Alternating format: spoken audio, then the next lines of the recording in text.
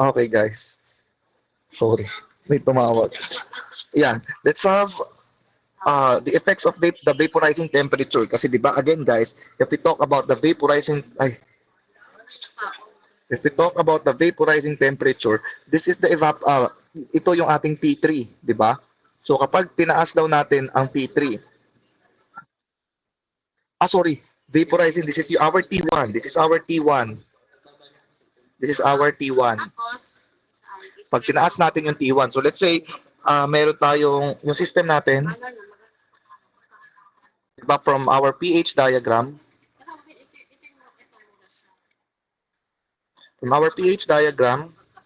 yan. So this is your 1, 2, 3, 4. Let's say ito yung normal nating process. Ito yung normal na system. Ito yung normal na system. Then, ang sinabi, i-increase daw natin yung ating vaporizing temperature. So, ibig sabihin, tataas itong temperature 1 natin. Tataas yung value na temperature 1 natin. Ibig sabihin, since diba alam natin na ang ating state point 1 is a saturated vapor, ibig sabihin, kahit na itaas natin ang temperature niyan, dito, still saturated vapor pa rin yan. This would be your 1 prime. Then this would be your 2 prime. Then still your 3, your 4.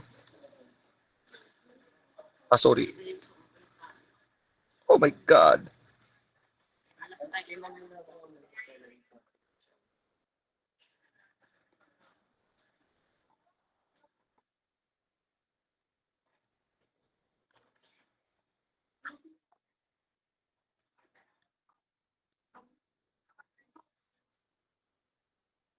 Yan. Tinaas natin yung temperature 1 natin. Kasi yun yung ating vaporizing temperature, di ba? So sabi dito, kapag bay nawala.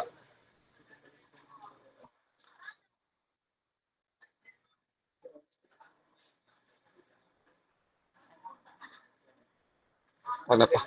Sorry.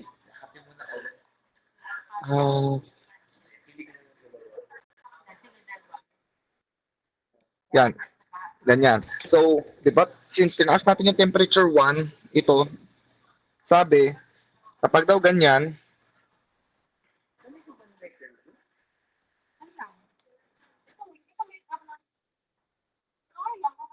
yung refrigerating effect natin daw will increase. Bakit? Kasi di ba pag tumaas ang temperature kasi, tataas din ang H1.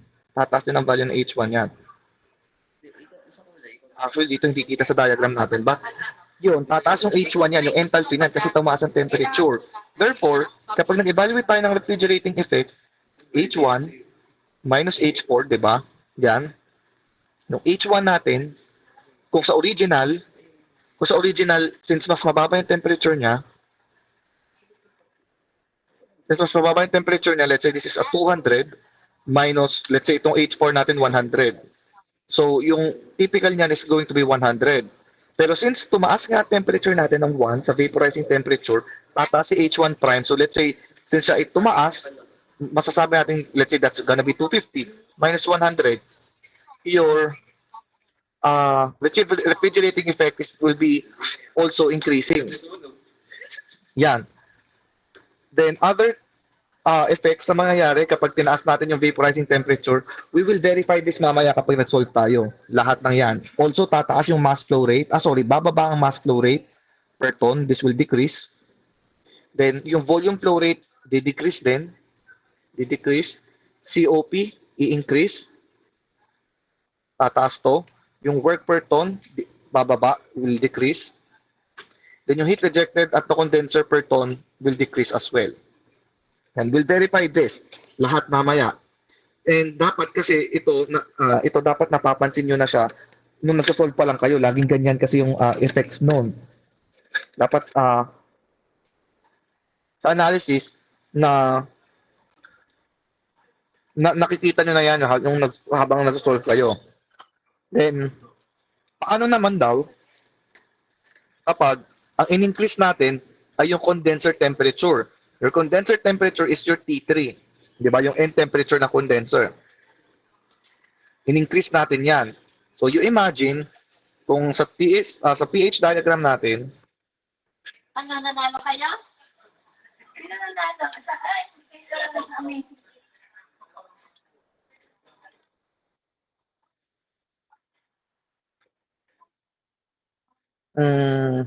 let's say this is 1, 2, 3, 4.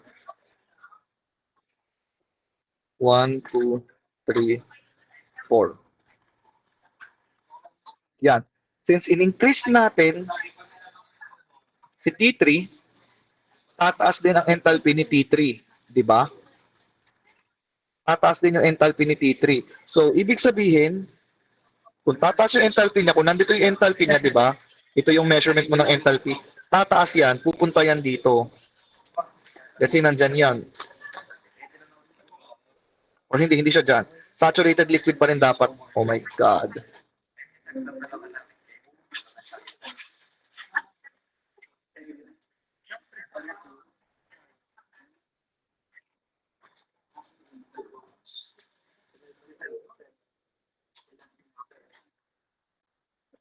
Since tataas yung enthalpy natin ng H3, most likely pupunta yan dito. Still, yan ay ano pa din. This will be 2 prime. This will be 3 prime. Then this would be 4 prime. Tataas yung value niyan. And since, di ba, yung H3 ay equal sa H4, di ba? So kapag nag-evaluate tayo ng refrigerating effect, equals H1 minus H4, since yung, kung sa original, ito, di ba, H3 minus H4, kung original, let's say, itong original natin is 100. Yung H1 natin, that's 200, let's say. Di ba? Sa original na system natin, that would be, let's say, this is 200 minus 100. So, 100 yung RE. Pero, pag in-increase natin yung temperature, tataas din si enthalpy. So, let's say, yung H3 prime natin na ay magiging 150. So, yung H4 prime natin magiging 150, yung RE natin dito magiging 50 na lang. So, kaya nakalagay dito, refrigerating effect per unit mass decreases. Kasi again, guys, ito kasing H3 natin ay equal sa H4 dito. And kapag nag-evaluate tayo ng heat added, ng refrigerating effect dito, liliit na yan. Liliit yan. Kasi tumaas ang value nito. Parang lumaki yung subtrahend. Diba? Lumaki yung subtrahend sa RE. Yung H1 minus H4 nga, lumaki ang value nito. So, liliit yung value ng ating refrigerating effect. So, same goes, i-verify natin mamaya ito, mass flow rate per ton will increase, your volume flow rate per ton will increase, COP magdi-decrease, work per ton magi-increase, heat rejected at the condenser per ton increases. Bakit? Ito naman, bakit yung heat rejected per ton will increase?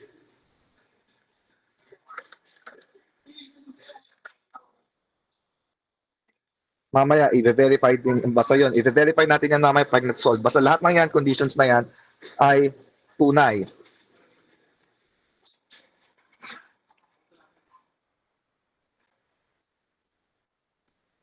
Then, ito naman yung mga conditions when we superheat the suction vapor.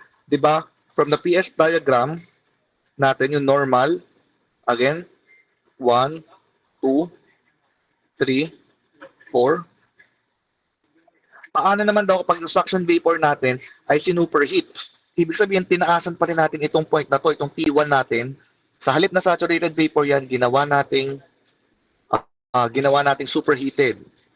Let's say, nandito na yan, lumabas na. Kanina, ito, yung sa vaporizing temperature, ang ginawa natin, in-increase natin yung temperature, but still, that's still a saturated vapor. Dito, paano naman kapag ginawa nating superheated vapor daw? So, still, kapareho lang siya nung kanina, mas tataas yung kanya, tataas yung RE niya, bababa yung mass flow rate, yung volume flow rate, then tataas ang COP, bababa ang work per ton. Yun. And then, paano naman daw kapag sinabcool natin? Sinabcool ang liquid. Anong ibig sabihin naman yan? Paano yan nilalagay sa diagram? Yan, so let's say ito yung pH diagram natin.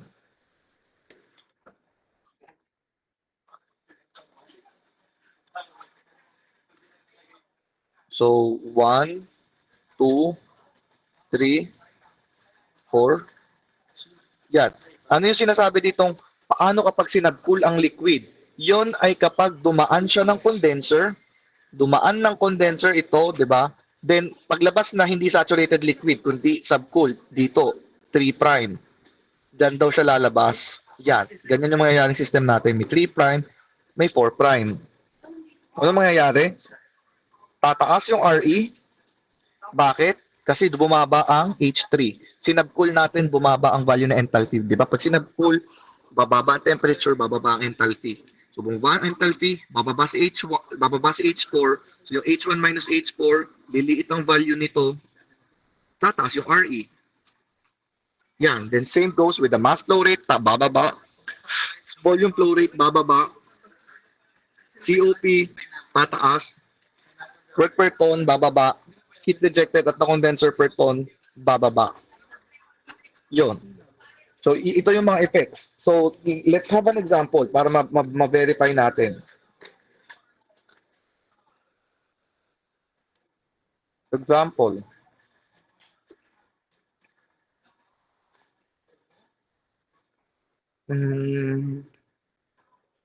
Ayoko nito. Nasolve ko na ibang section.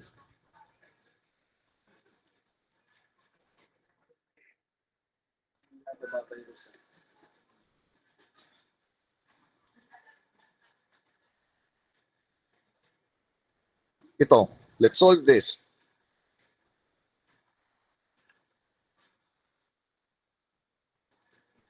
A simple saturated refrigerating cycle using R12 as the refrigerant operates at a condensing temperature of 40 degrees Celsius. Condensing temperature natin is T3. So T3 equals 40 degrees Celsius. Evaporating temperature of negative 10 degrees Celsius. So your T1 is negative 10 degrees Celsius. So ano daw ang mga effects na lalabas kapag in-increase natin ang condensing temperature? Condensing temperature at 50 degrees Celsius. So that will be your T3 daw, T3 prime will be 50 degrees Celsius. And we will be using R12. We'll be using R12. So, yan. Ano ba yung mga mangyayari daw pag in-increase ang condensing temperature? So, dapat ito, itong part na to, itong anim na to, isosolve natin. Kailangan ma-verify natin na lahat ng effects na yan, na pag tinaas ang condenser temperature, mangyayari lahat ng ito. Yan. So, let's solve. Let's solve this.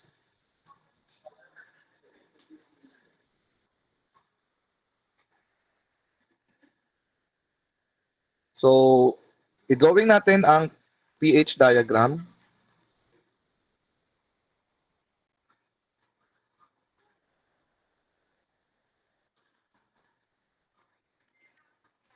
We have 1, 2, 3, 4. Yan. And again, guys, iniba natin daw ang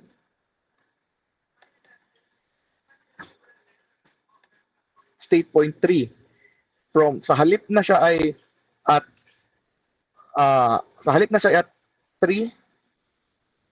na siya ay at 40 degrees Celsius, ginawa natin siya at 40 degrees Celsius. So, mangyayari dyan, this will still be your state point 1.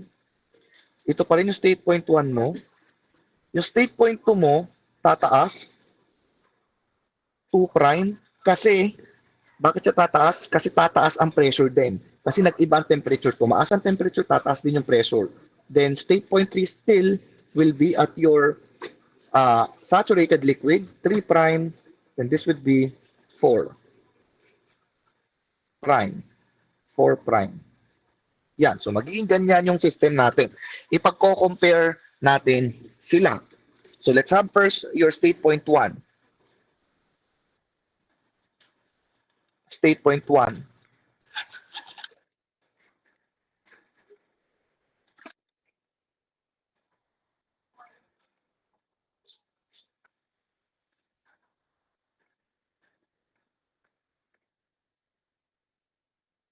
Yung state point 1 is at saturated vapor. Diba? Saturated vapor.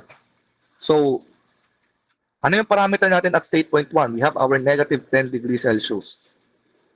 So, in this case, you get your H1, your V1, and your P1. Ang H1 equal to sa Hg at negative 10 degrees Celsius. Your V1 still your Vg, then your P1 is equal to Psat at negative 10 degrees Celsius. Pakitype sa chat box ng mga sagot nito. Kung anong gusto nyo isolve na mauna, basta pakitype sa chat box.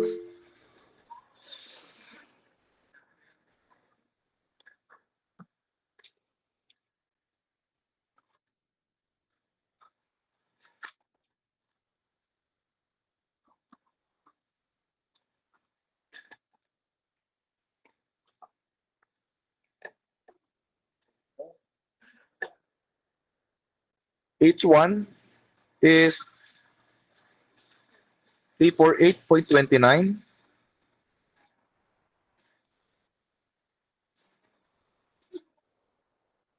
Your V1, may nagsagot na ba ng V1?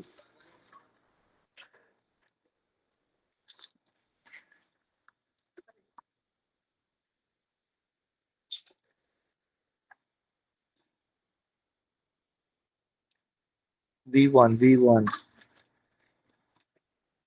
0.07737.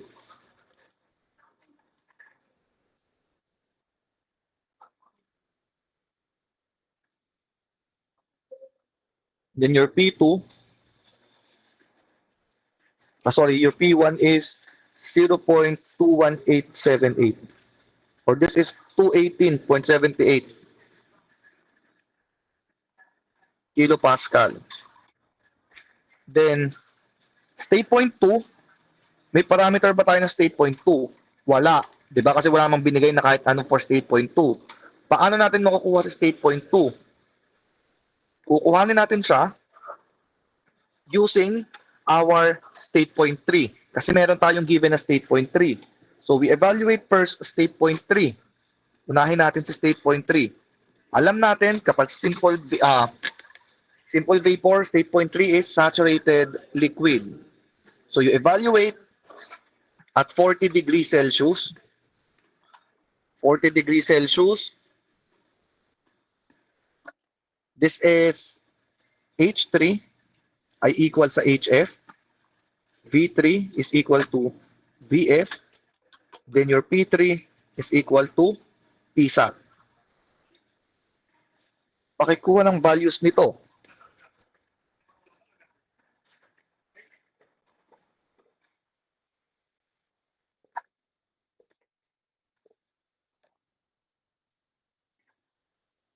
Ano yan? 239.22. Ano yan? Pressure ba yan?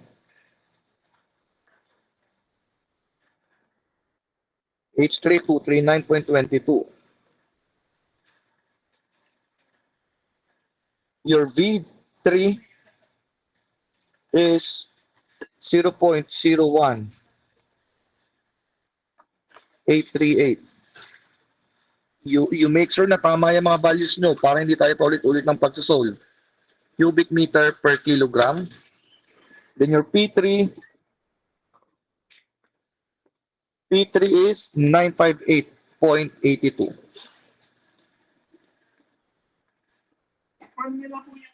Kilopascal. Now, since nag-evaluate tayo, guys, since nag-evaluate tayo, paano daw kung ang T3 natin or yung condensing temperature natin, tinaas natin ng 50 degrees Celsius. So we also evaluate at 50 degrees Celsius. You get H3 prime, V3 prime, and P3 prime. Give me the values of this, HF, VF, Psat.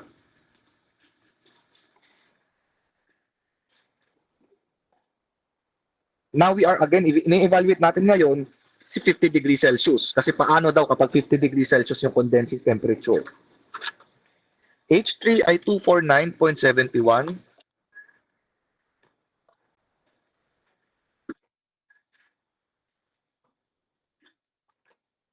Your V3, na-solve mo na ang V3.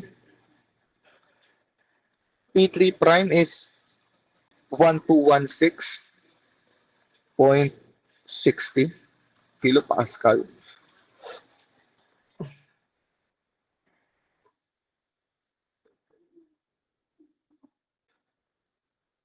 0.01433. 0.01433. Yan. Dapat makuha yung lahat yan. Ngayon, guys, paano natin makukuha si state point 2? Paano natin makukuha yan si state point 2?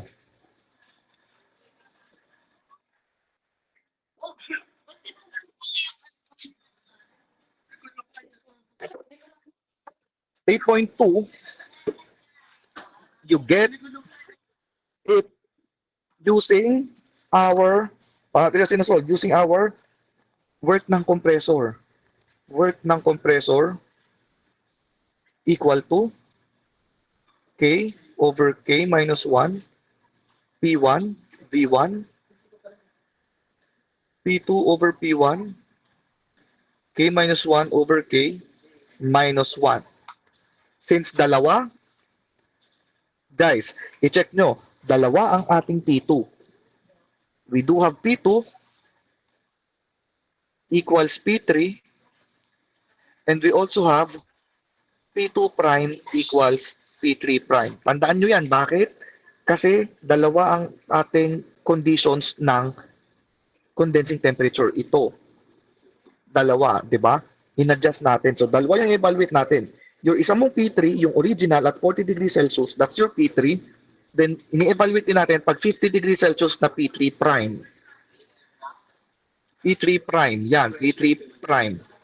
So, ibig sabihin, meron tayong masosolve na value ng work ng compressor at na dalawa. Dalawang work ng compressor ang masosolve natin. First, you solve for work ng compressor na equal si P2 sa P3. Ito. You substitute dito. Yung K ng R12, alamin nyo kung anong K ng R12, that's 1.126 ata. So, yan, paki-substitute yung P2. Your P2 na original ay ito, 958.82. Then yung iba, mag-solve na ng ang P2 prime naman, yung P3 prime. Papalitan nyo ito ng, itong part na to, papalitan nyo ng P3 prime. So, dalawang value ng work na compressor. Paki-confirm yung isa, ano yung work ng compressor na yan? WC lang. WC lang yan. Paki-confirm ha. Tapos yung isa, paki-solve na din. 8, 6, 5, 5, 8, 5.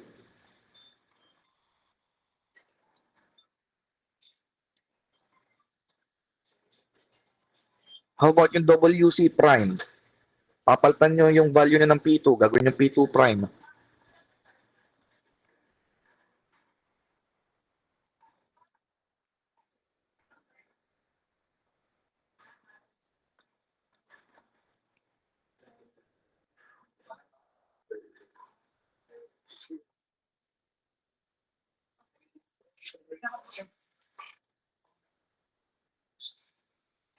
$32.01780172.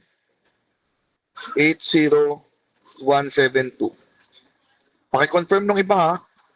Kung pareho ang lalabas sa sagot. Kasi baka mamaya mali na naman. Katulad sa kabilang section, mali-mali pala. Saka sinabi, dismiss na.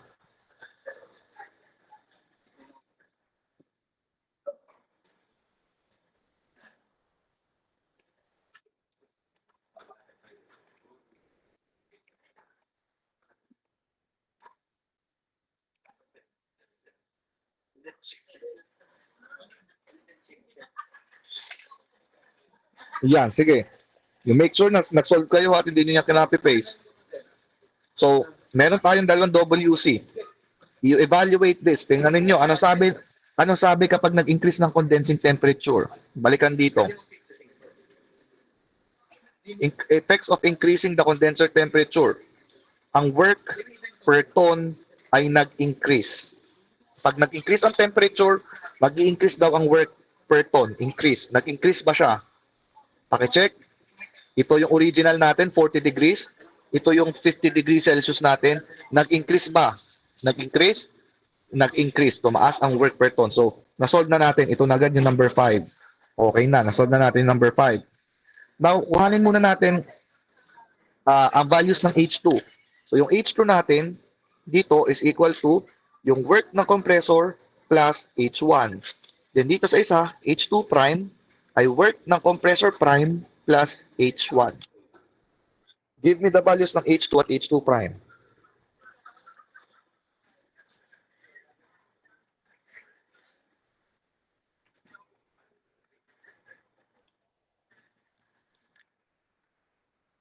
We have 375.40, sorry, 48 pala, 488, 6559, at itong isa ay 380.3078,017.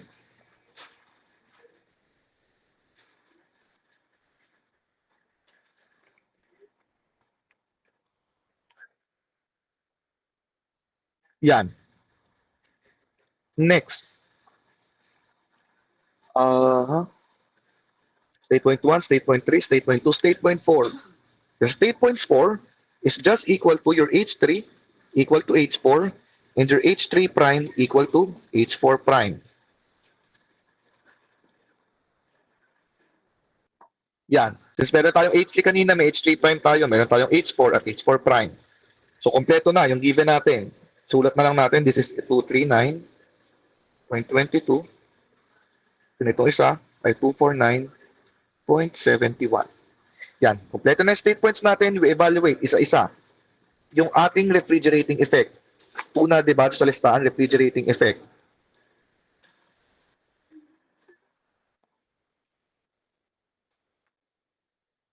So, i-evaluate natin ang refrigerating effect kapag ang condensing temperature is 40 degrees Celsius at kapag yung isa ay 50 degrees Celsius.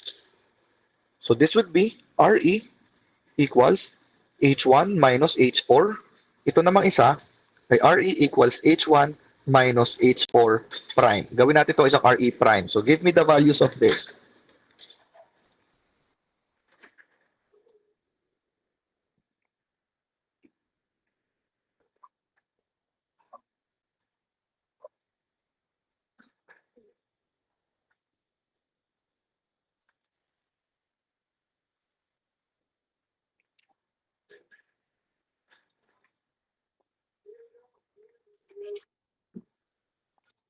Saan yung 109.07? RE.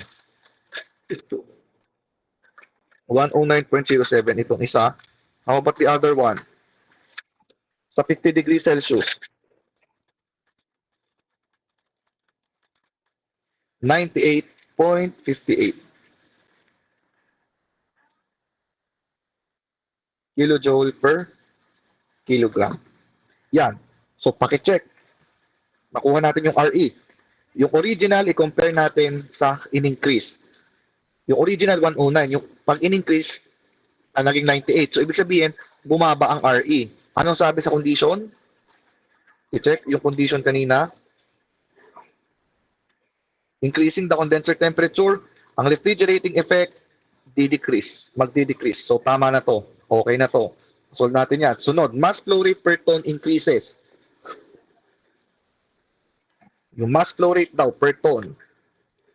So, mass flow rate per ton. Per ton. So, ibig sabihin, we evaluate, let's say, yung RE natin ay equal sa 1 ton of refrigeration. So, that's 1 ton of refrigeration equals your mass flow rate H1 minus H4. Then, dun sa 50 degrees Celsius, ganun din, 1 ton of refrigeration equals M prime mole H1 minus H4 prime. So you just substitute itong 1 tons of refrigeration, that's 3.516 kilojoule per second. And nakuha natin yan, 109.07. Then ito, ganun din, 3.516 equals M. Ito ay 98.58. So ano ang ating M at saka M prime? M mole at saka, M mole at M mole prime.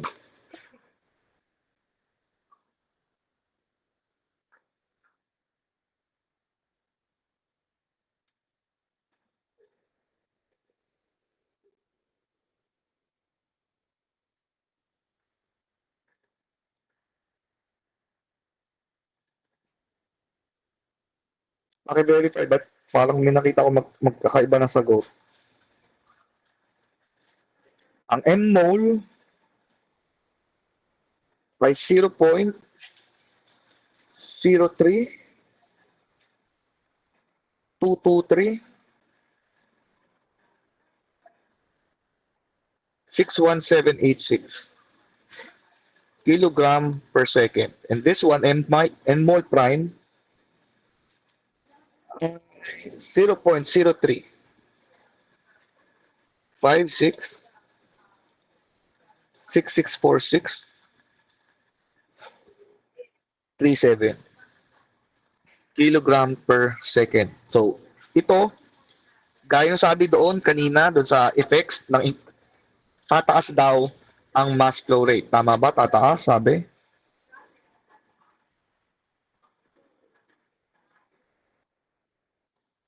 Yeah, tataas daw ang mass flow rate per ton. Then, ang volume flow rate at COP bababa. Hindi, volume flow rate tataas, COP bababa. Solve natin. Volume flow rate daw, sabi ay bababa. Volume flow rate tataas, sorry. Volume flow rate tataas, then ang COP bababa. Tingnan natin, i-verify din natin. Ano natin makukuha yung volume flow rate? That will just be volume flow rate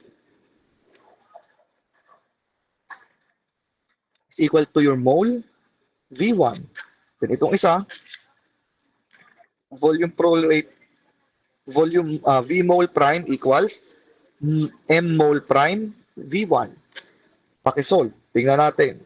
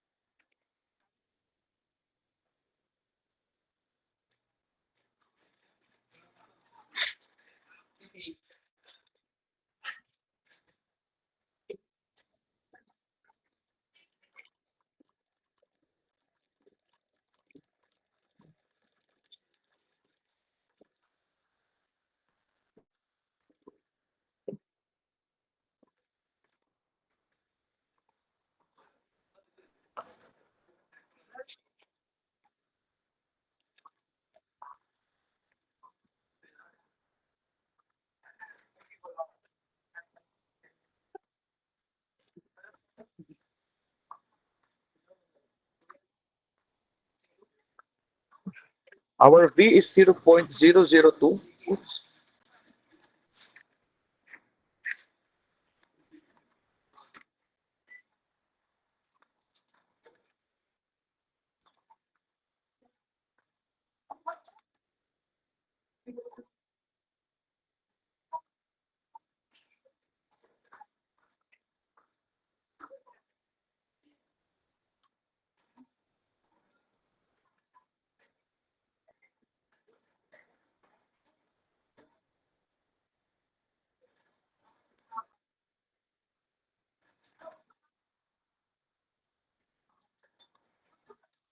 Saglit, bakit tayo na sumulat?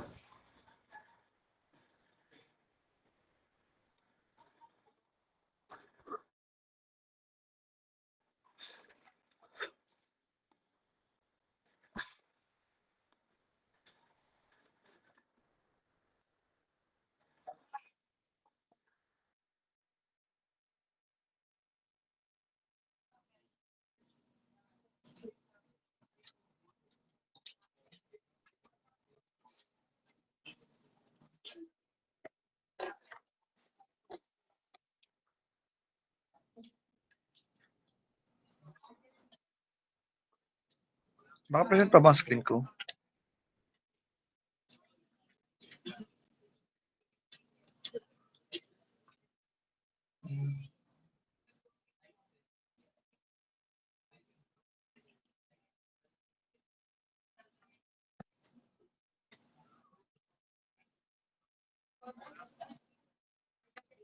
Yeah. Our VMOL is, nasan yung mga sagot? Saglit. 0.002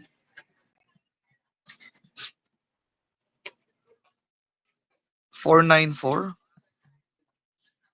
11313. This is kilogram cubic meter per second. And this one is 0.0027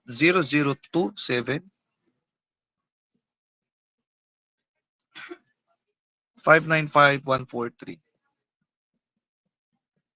cubic meter per second. So tumaas nga, tama, tumaas ang value. The next ay si COP. Sabi si COP daw ay bumaba. So isolve natin. COP is your QA over work ng compressor. So dito is COP equals QA prime over work ng compressor prime. Your QA ay ito, di ba? This is your QA, your refrigerating effect. Then your WC ay, excuse me, itong 27 nating nakuha kanina. And this is your WC prime, yung 32. Then yung ating QA prime is ito, 98.58. So solve for COP, yung COP prime.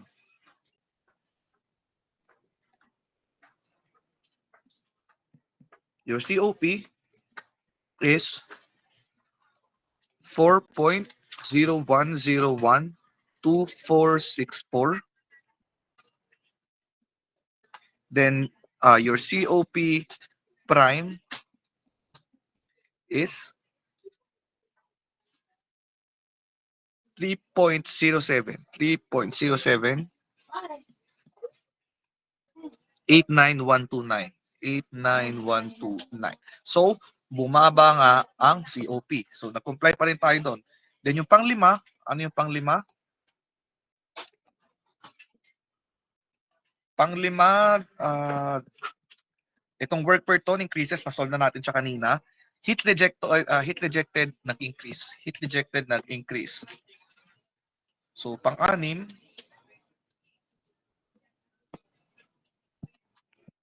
ang heat rejected ay nag-increase daw. Titingnan natin. So, your QR, di ba, this is equal to your QA plus WC. Then your QR prime is equal to QA plus WC. Or you can also use, kung ayaw nyo ng QA plus WC, pwedeng ang gawin nyo is your H2 minus H3. Or H2 prime minus H3 prime. Maalin lang yan. Dapat mag-equal lang din yan. Mag-equal lang dapat yan. So give me the value of this, your QR. QR prime.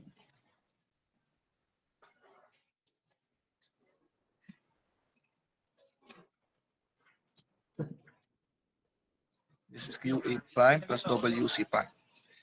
Yan, QR 136. First pa lang isa naman dito sa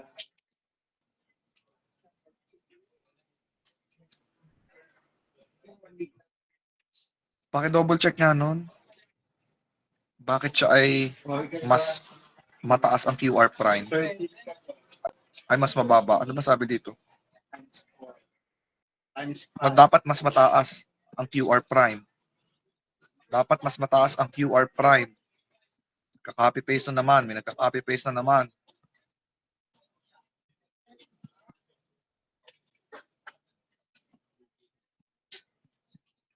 $136.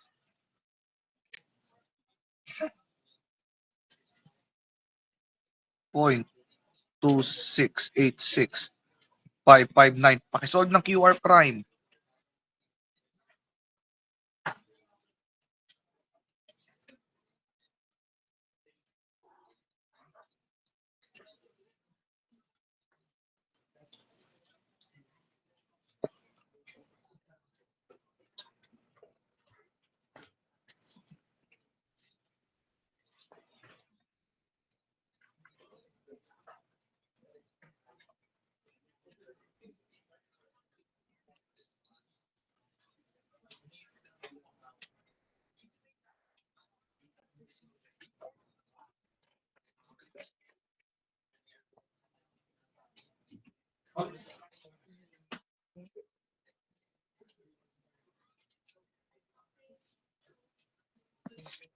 $130.5978. 5978017. Let me check. Bakit siya bakit mas mataas?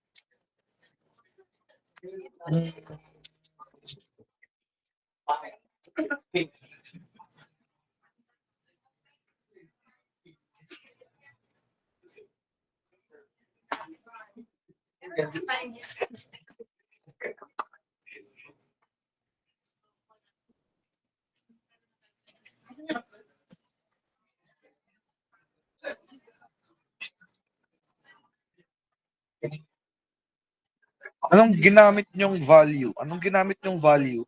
QA plus WC or yung H2 minus H3?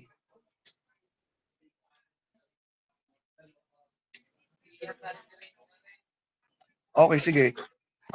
I-multiply natin using yon. Kasama itong yung mass flow rate. Yung mass flow rate. Oo, tama.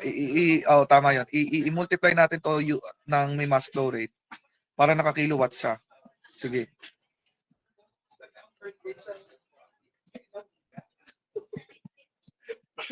H2 minus H3, then ito ay M mol prime, H2 prime minus H3 prime. Pabigyan kita ng advice ha.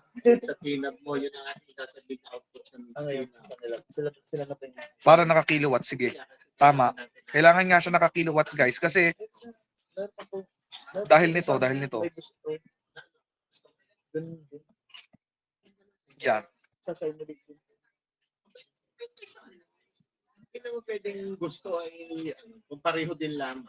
Pwedeng ganyan. 4.3927 807 28 kilowatts. Then ito ay 4.657 961754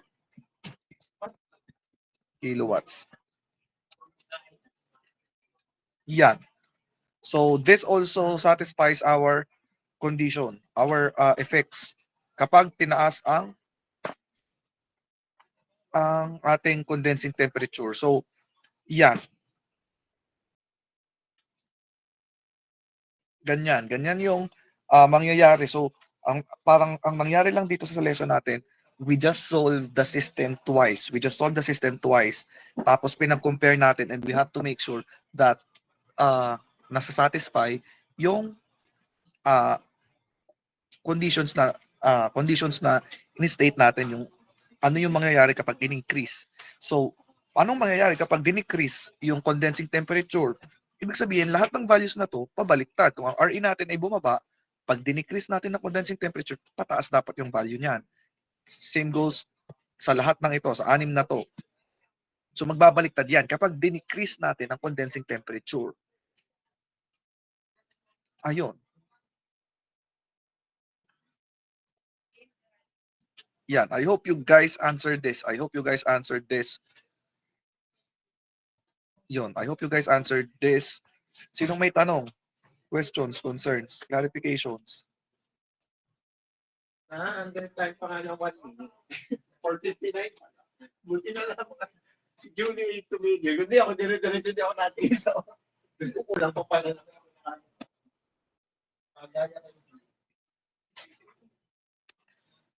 Walang may tanong, walang may concern. Naintindihan niya, naintindihan.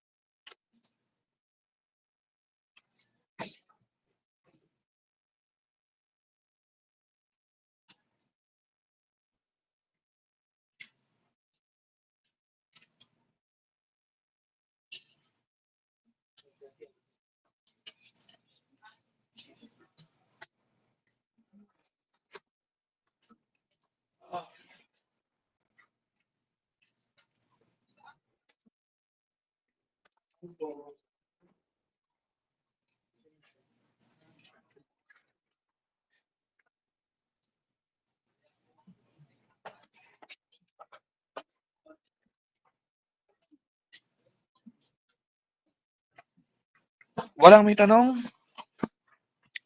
Pwede tayo mag-proceed sa next problem. Proceed tayo sa next problem. Let's have this.